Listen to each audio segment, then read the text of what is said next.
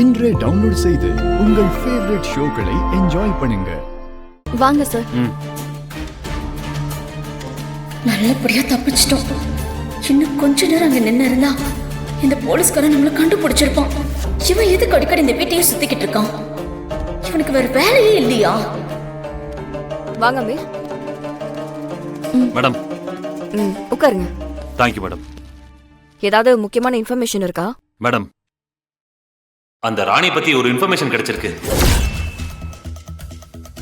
என்ன இன்ஃபர்மேஷன்? அவளுக்கு திடீர்னு மேரேஜ் ஆயிடுச்சாம்.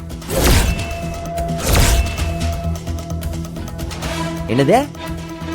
சாரா எங்க ஆச்சரவுல எவன் கல்யாணம் பண்ணா? அது தெரியல மாறா. எவனாவது வெறும் பையன் கிடைச்சிருப்பான்னு நினைக்கிறேன். பாவம் அவன். மேரேஜ் ஆனதுக்கு அப்புறம் அவளை பார்க்கவே முடியலன்னு சொல்றாங்க. ஒருவேளை அந்த ஃபேமிலியோட அவ செட் ஆயிட்டாலோ என்னமோ. அந்த ஃபேமிலி பேக்ரவுண்ட் எதுவும் தெரிஞ்சுதா? யாரை கல்யாணம் பண்ணிருக்கா? அது எங்களுக்கு தெரியல மேடம். எந்த வீட்ல இருக்கானும் தெரியல. எல்லாத்தையும் ஒரு 2-3 நாள்ல கண்டுபிடிச்சிருவேன் மேடம். அதை உங்ககிட்ட சொல்லிட்டு போலான்னு தான் வந்தேன் மேடம். ஏங்க, தப்பு பண்றவங்க எல்லாம் கல்யாணத்துக்கு அப்புறம் திருந்திடுவாங்கன்னு சொல்லுவாங்களே, அந்த மாதிரி ஒருவேளை திருந்திருந்தா? யாரு? ராணியவா சொல்றீங்க? அதுக்கெல்லாம் வாய்ப்பே இல்ல மாறன். அவ எங்க இருந்தாலோ அவ வேலையை செஞ்சுக்கிட்டே தான் இருப்பா.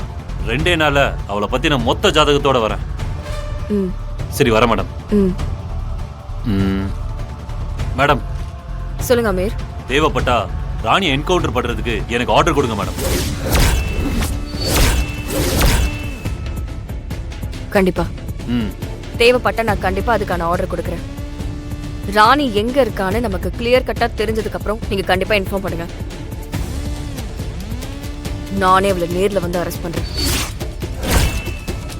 தேவைப்பட்டா ஷூட்டிங் ஆர்டரும் கொடுக்கறேன்.